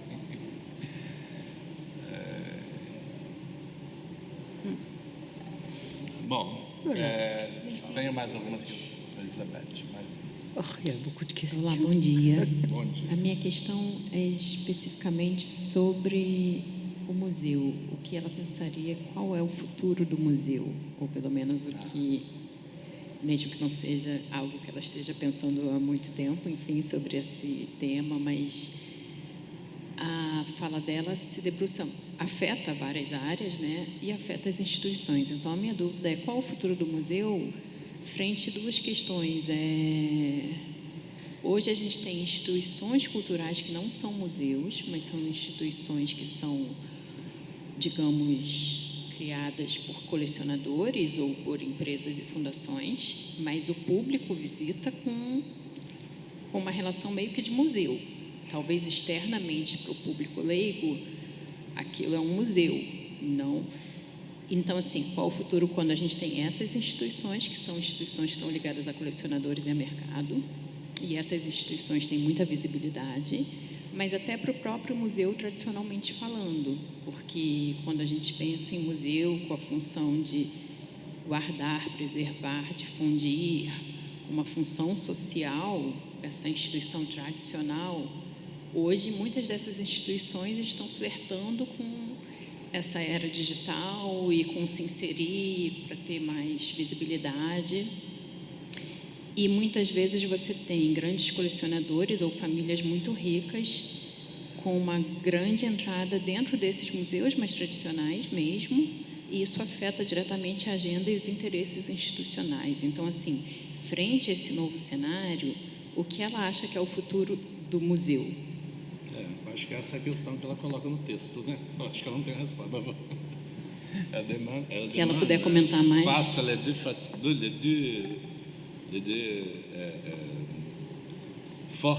on dirait, des collections privées, que vous résultez dans le texte, et les collections des musées, que c'est basé, avant au moins, basé, ça qui est important pour l'humanité, par exemple. Et bon, comment ces deux forces s'interagent entre eux. Et quel est le futur du musée? Ça, c'est la question. Qu'est-ce que vous pensez? C'est quel est le futur du musée? Alors, pour répondre quel est le futur du musée, vous je n'en sais rien. Moi, je suis historienne de l'art et je m'occupe très rarement de muséographie.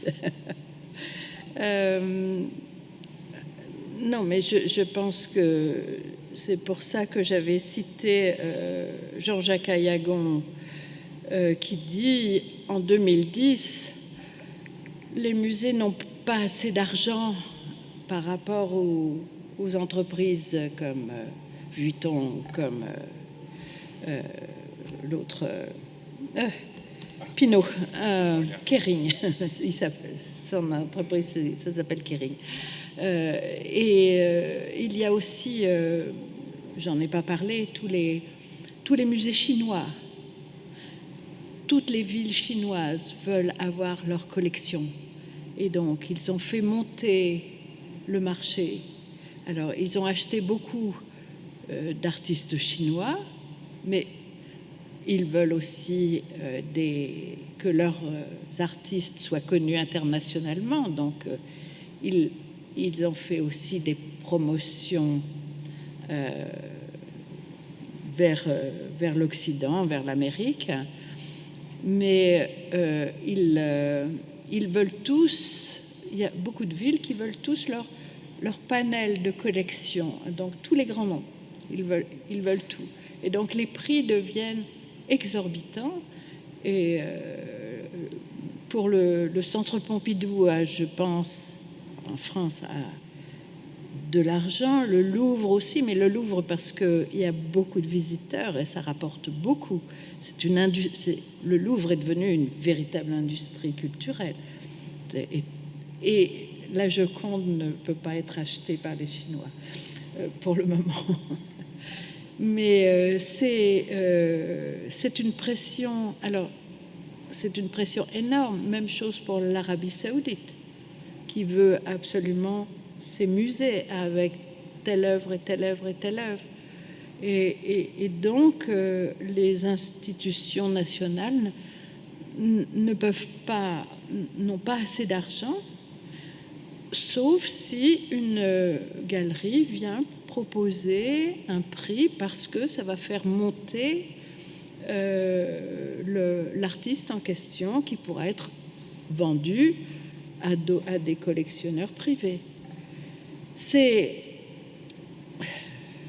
une relation très difficile, mais je pense que la fin du monde avec le réchauffement de la planète va mettre de l'ordre là-dedans. Peut-être le musée est une institution qui ne marche plus. C'est à mon avis, c'est pas. Je suis en train de penser ici. Parce que le musée, il est pensé à partir de l'Europe, quand il y avait l'art, Oui. très bien délimité. É assim, eu acho que talvez, eu estou respondendo a questão também, mas talvez o museu, a gente realmente, isso está me vindo agora, né? Talvez não faça mais sentido diante de tanta... Porque o museu foi pensado no contexto europeu para aquilo que eles chamaram de arte, né? E qual a função desse museu, né, na Europa, né? Que era uma missão civilizatória, né? A arte, de certa forma, ela estava num desses caminhos da civilização, né?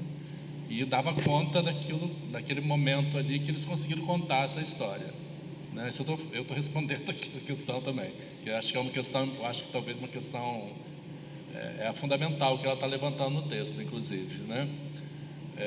Como é que hoje são tantas culturas, tantas, o que se preserva? Como que a gente pensaria esses lugares? Bom, o museu, como ele foi pensado, ao menos você não dá mais conta dessa diversidade, né? Quer dizer, qual seria o modelo, né? Ou assim, para ter uma... Posso complementar? Eu acho que também, porque quando ela responde, né, e comenta, quando Sylvie faz a resposta, ela, né, retoma uma parte, um trecho, uma citação do texto, dizendo assim, quase que não tem mais solução. E eu acho que ela avança também não só com a pressão desses colecionadores, né, mas também num contexto global em que você tem pressão de outros lugares do globo, e ela cita principalmente a China e a Arábia Saudita, né, com a constituição de coleções em várias cidades e a pressão feita em relação ao mercado, mas também as instituições de outros lugares. Então, acho que é um cenário global que não é mais só uma cena do museu em relação aos colecionadores, por exemplo, o museu europeu em relação aos colecionadores europeus, ou da França especificamente. Ela cita o caso do Louvre. E aí, no final, acho que né, é visão pessimista. Quer dizer, não tem... Se há um futuro, é o futuro do fim do mundo com aquecimento global. Enfim, acho que não tem muita solução. Peut-être aussi les musées, par exemple au Brésil, doivent acheter tout de suite de l'art de la diversité parce que c'est pas encore trop cher. Non, c'est pas. C'est moins cher que d'autres. C'est pas sûr. Enfim, ela complementa dizendo que o Brasil deveria comprar obra da diversidade, o que ela chamou e nomeou como arte da diversidade, porque ainda não é a mais cara. Mas essa consideração de que o museu não tem solução despreza o fato que, a partir da globalização, novos museus foram desenvolvidos, a partir, inclusive, do problema de uma população que não tem interesse por arte. Inclusive uma população que não tem mais interesse por arte, né? São museus voltados para entretenimento, cultura e outros aspectos da vida. Então, assim, o museu não tem solução, mas qual museu também nós estamos falando? Que esse outro museu está funcionando bem para o que ele se propõe, né? Então, nesse sentido, acho que a gente teria que incluir nessa discussão a Claire Bishop, que escreveu Museologia Radical, né? Então, pensando essa transformação do museu. E esse outro museu, note-se, não é o museu europeu, é o museu das cidades europeias que não tem museu, dos países europeus do leste que não tem museu e, novamente, dos países que não tem museu ainda, incluído aí um novo problema, que é o problema da repatriação dos objetos, né? Os novos museus dos objetos roubados pelos europeus, né? Porque quando a gente fala de solução, a solução para o europeu não está em continuar o seu grande arquivo, né? A solução está no europeu fazer, em vez de um turismo que expolia, ele ir e ver o museu no local, do contexto cultural. C'est long. Je pense que les musées, il faut repenser les musées qui ne sont pas dans bon, vou tentar. Oui, qui va collectionner d'autres objets, et que ce musée-là est en train de marcher. Je pense les musées, par exemple, que mélange l'art avec la culture visuelle en général, par exemple, se é isso que você está falando, por exemplo. Donc ça marche. Moi, je demande aussi si on peut partager aujourd'hui l'art et culture visuelle, ça qui est de la culture en général, ça que de l'art, ça aussi c'est peut-être aujourd'hui on ne peut pas faire la différence, mais peut-être on peut penser en critères aussi pour organiser tous les rapports des objets, on dirait, dans le monde, et ça qui est important pour nous. Peut-être penser ça aussi. Je suis en train de faire Non, mais c'est compliqué. De penser aussi on peut penser qu'est-ce qui est important pour nous, par exemple, brésiliens, par exemple, qu'est-ce qu'on doit collectionner, par exemple. Oui. Puxa, aqui é péssima. Por exemplo, nos Camarões, que de fato é uma das culturas, ou uma região cultural iorubá, o conceito de museu, já que a gente entrou na antropologia, o conceito de museu não é o museu do grande tesouro preservado, e sim o museu dos objetos que têm significação cultural e continuam a ser usados. Certo. Então, assim, o conceito de museu, a gente pode revisar ele antes de pensar o objeto que está lá dentro, né? Oui, par une chose intéressante, qu'on peut repenser le concept de musée. Il cite, par exemple, les Camarons, du pays Cameroun, qui rendent des musées, qui sont des objets d'usage. En général, ça continue, ce n'est pas un musée conventionnel, mais c'est des objets qui sont préservés à cause de la culture, c'est en usage, ces objets-là. Oui. Ne sont pas... eu não conheço esse museu, é isso mesmo que eu estou falando, que eu estou dizendo. Que são utilisés en général, ça continue dans la circulation de usage. C'est une autre façon de penser les musées. Ce n'est pas un bâtiment fermé avec les œuvres spectaculaires exemplaires. Oui, il y a déjà des exemples à Marseille, le Mucem, c'est comme ça. Ouais. Mais c'est encore un Mucem. Le Mucem, c'est encore un bâtiment fermé. C'est vrai. Oui, c'est ça. Mais comment... alors, soit il n'y a pas de musée, soit on choisit quand même des objets. Quels vont être les critères de choix? L'agentivité. Oui. Mais on ne peut pas mettre tous les objets usuels, ça n'a pas de sens. Il y aura donc un choix. Il y a des critères, oui. Mais je pense qu'elle parle d'une autre façon, un peu différente, si j'ai bien compris. Parce que o César, Luiz César, le nom de professeur, não, professor. Esse é o Pedro Ferrand, parce que museu, eu penso que você fala de um museu aberto, né? Como um terreiro, por exemplo, um terreiro. Vários tipos de museu. Vários tipos, mas, por exemplo, um terreiro, eu fui visitar semana passada, um terreiro, né? Aí tinha os assentamentos, por exemplo, mas é uma coisa que é usada.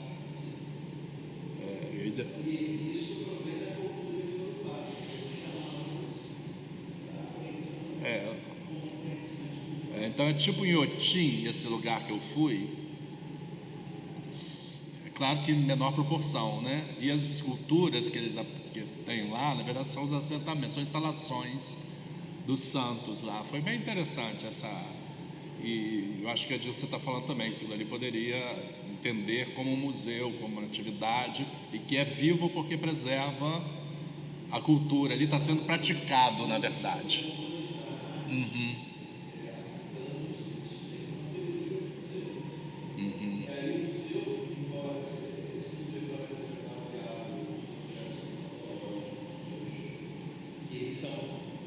Relativamente anímicos, eles também é um museu estético e também é um museu biblioteca. Quer dizer, você retira o objeto, ele não é só religioso.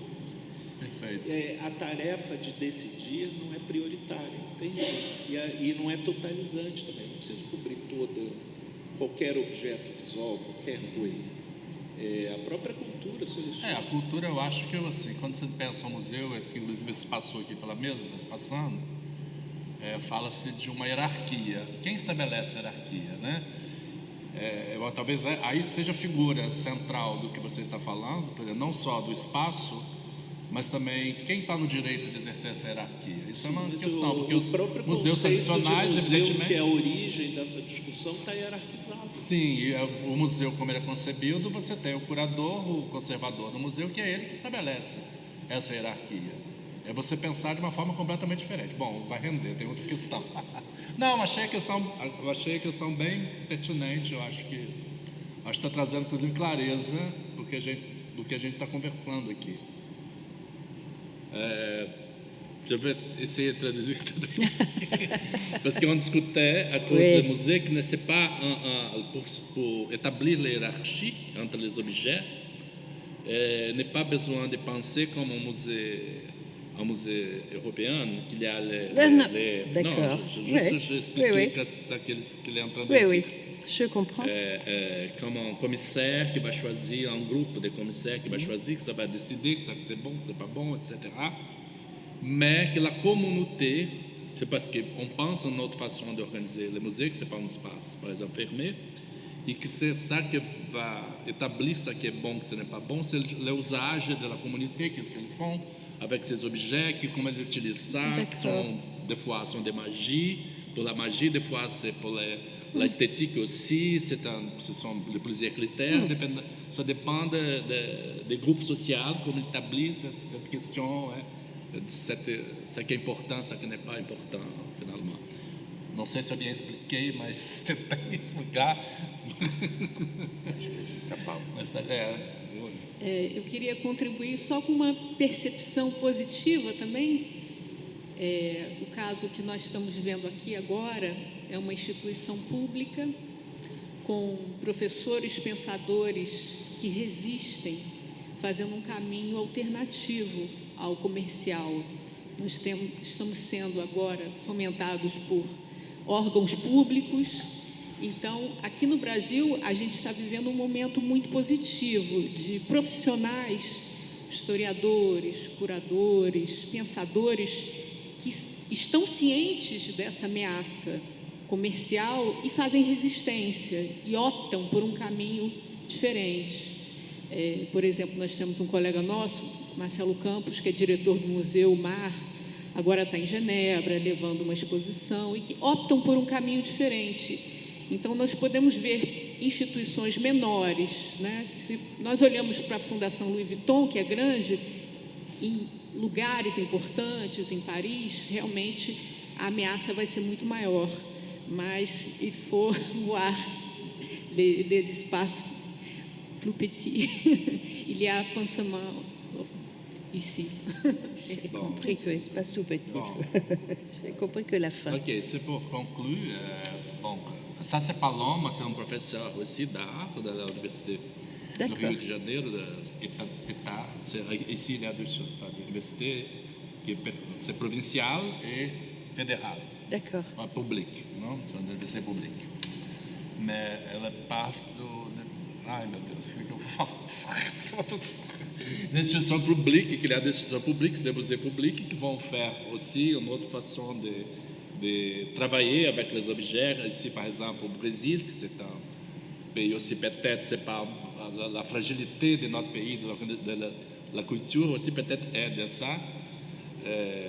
La désorganisation va aider ça, je ne sais pas. Mais elle cite comme exemple, par exemple, les professeurs comme nous, qui travaillent comme résistance, pour Oui. penser l'art, etc. Et cette institution publique aussi va abriter des intellectuels, des professeurs dans la direction de ces musées-là, par exemple. Ça s'appelle. Et ela cite comme exemple le musée MAR, le musée d'art de Rio, que je te recommande d'aller. Oui, je vais C'est un y professeur aussi da UERJ, Marcelo Campos. D'accord. Ele sera ici dans notre séminaire, dans D'accord. notre colloque, à bientôt, je pense vendredi. C'est intéressant de l'écouter aussi. aller. Oui. Et il a une autre façon de penser cet espaço positivo-là, les objets, e que se melange aussi objetos da cultura, objetos de l'art. Mas ainda no mar tem Marcelo Campos, né? Eu acho que o que o César Bartolomeu falou abre um caminho aí bem interessante, né? Porque justamente não tem essa figura central, né? De um curador, né? Digamos assim, né? É uma decisão de uma comunidade, né? E na verdade, só é que é uma questão que minha cara, assim, até que ponto é possível sair do mercado? Porque a partir do momento que o Marcelo Campos seleciona um determinado artista para colocar no mar, ele legitima e o mercado absorve e isso se torna comércio novamente. Então até as temáticas que a gente vê, que são essas modas, elas são legitimadas e absorvidas pelo mercado novamente. Então eu não sei até que ponto isso vai chegar nesse lugar, mas é só uma questão assim. Isso. A gente vai ter que terminar, mas tudo bem. Boa tarde. Minha pergunta é muito pequena, muito simples, mas você falou da arte indígena. Eu fiquei curiosa para saber, no contexto da decolonização, né, que a gente está debatendo aqui muito no Brasil, eu gostaria de saber como é recebida essa arte indígena nas instituições francesas de arte, museu, ou fora dela também. Elle demande, là Marie, c'est ma dirigée de doctorat. D'accord. Elle demande si le musée européen, il y a des arts indigènes d'ici, du Brésil par exemple. Je sais qu'il y a des arts, comme se dit, Oui. Oui, il y a le quai branly. Il y a le quai branly. Mais il y a aussi des collections comment ça s'appelle, cocards, j'ai oublié comme ça dit ça en français. Des masques? Non, des plumes. Ah, des des plumes. Oui. Il y a plusieurs coleções. Bom, mas eu não sei o que você está perguntando exatamente. A propósito, se eles têm esse material. À Marseille aussi. É recebida, ela recepciona.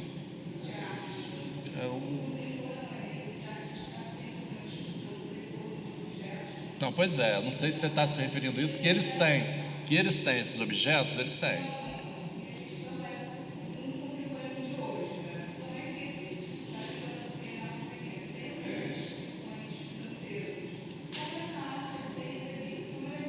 Ela é esteticamente, mas em todo caso, ela é esteticamente, mas tem antropólogo.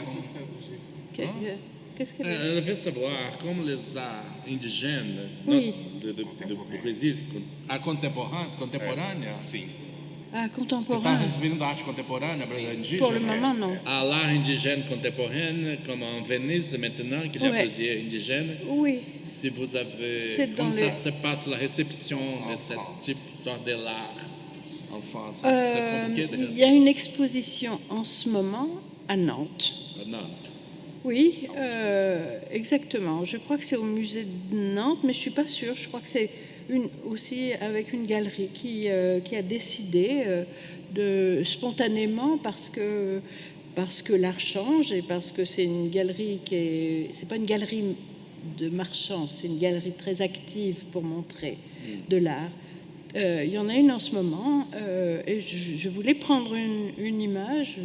Bon, je l'ai pas enregistrée parce que je n'avais pas assez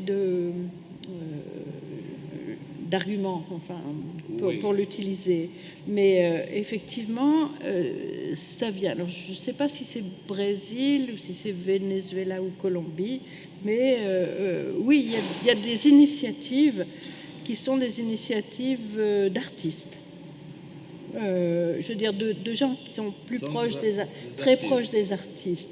Pas forcément mais pour les musées, je ne vois que des choses plus anciennes.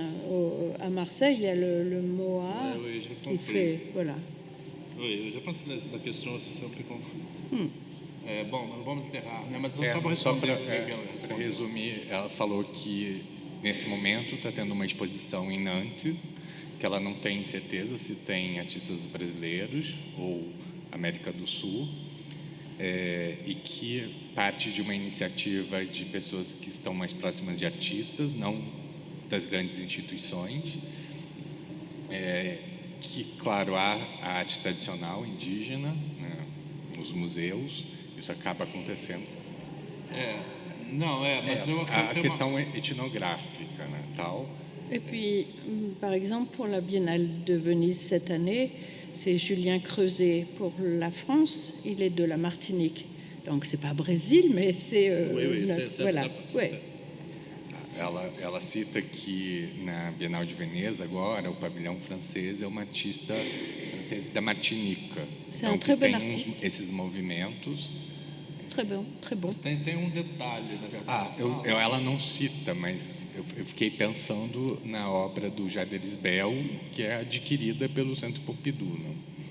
Mas a diferença que ela faz é que esses são artistas. Eles se entendem como artistas, mas que tem também objetos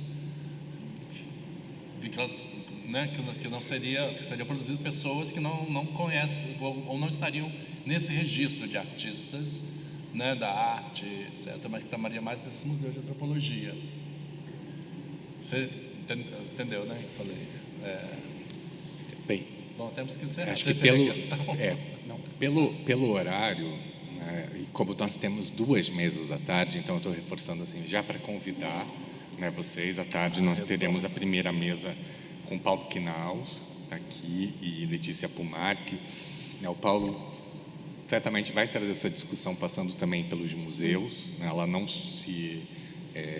ela não acaba aqui, mas também um enfoque em relação à história. Acho que essa primeira mesa da tarde vai trazer essa questão, e depois, na sequência, uma mesa com o César, com o professor César, e com a Ana Teresa Fabres. Na verdade, eu já aviso, a professora Ana Teresa Fabres não pôde vir, né, ela primeiro pediu para saudar todo mundo, né, que está aqui, que virá à tarde, mas ela está com um problema de saúde e enviou o texto, então a gente vai fazer a leitura do texto. Foi um texto pensado para esse colóquio e, enfim, né, avisando que nós retornaremos às 13h45, né, para a primeira mesa.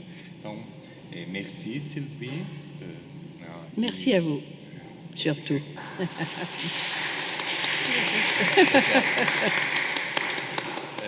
Je remercie aussi Sylvie. C'était très stimulant le débat, je pense. C'est dommage qu'on va arrêter. Eu quero agradecer muito aqui aos públicos, as perguntas foram muito qualitativas, muita qualidade. É pena que tem pouca gente, mas valeu a pena porque acho que foi bem animado nesse sentido, né? E eu espero vocês aqui à tarde. Vamos animar esse debate. Eu acho que à tarde continua mesmo isso. Eu acho que esse assunto é o de hoje. Il y a eu beaucoup de Muito questions. obrigado. Je les remercie. On va manger. Oui, bonne idée.